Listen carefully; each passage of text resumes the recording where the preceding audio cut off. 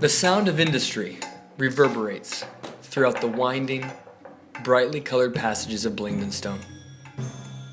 Geraldine has apparently not slept, constantly meeting with groups of the guard and circles of regular citizens who have volunteered to be part of the fighting force.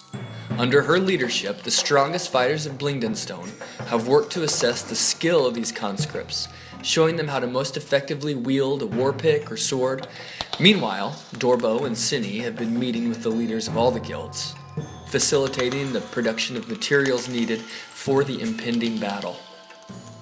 You have seen these two crisscrossing the merchant sections of town, followed by an entourage of gnomes, asking questions all at once. Dorbo and Cini's voices can be heard.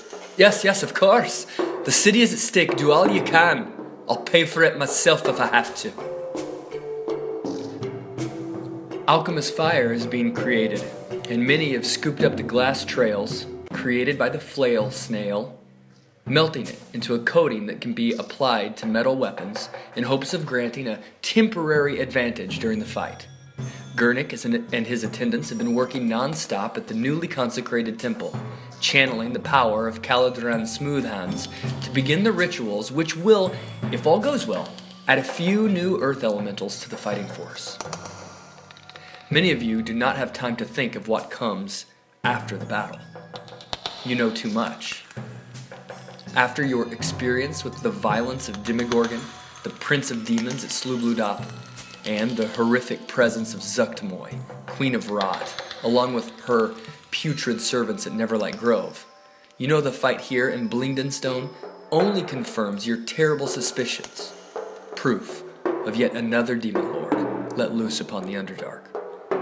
Whether Jublex, the faceless lord, the never-ending hunger, the sovereign of slime, is itself present in the passages behind Blingdenstone, or one of its terrible servants, remains to be seen. And even if the members of the party survive the next 2 days, what then? What role do the adventurers have in the events that are shaping the Underdark, and eventually the surface world? What can stand against such unbridled evil? Thronduin, when he has time, thinks of the legend of the Library of Gravenhollow, supposed home of all knowledge, both past, present, and future. Surely, the stone speaker crystal given to the party by Basidia is proof that such a library exists. Perhaps clues could be found there. Malor thinks of his order and his leaders at Chirk. Surely the increased power he has experienced is proof that the Silver Flame is with him on this quest. More than ever, he desires to return to his order and report what he has seen. Likewise, Sorrow, now that the growing strength of the enemy is becoming known, desires to follow Helm's promptings to return to the surface to receive further guidance. Argon, Alzane, and Roland are not sure what awaits them. Should they stay in the Underdark, or return to the surface with their fellows?